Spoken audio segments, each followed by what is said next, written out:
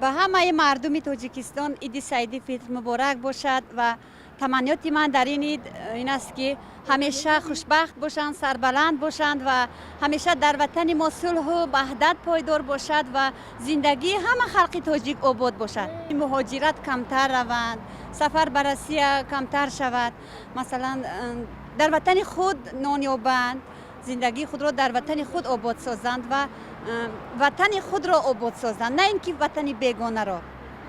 من آرزو دارم که پدرم در روسیه به من عیدی بیارد.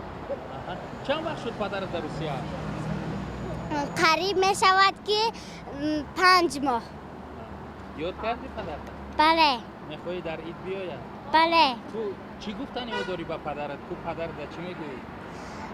من به پدرم میگویم که وای تیزتر بیاید، همیشه سلامت باشد. عید سعید فطر را به تمام خلق عزیز تاجیکستان مبارک باد گفتم. میخواهم که آسمانمان همیشه صاف، مردممان تنج و آرام باشد.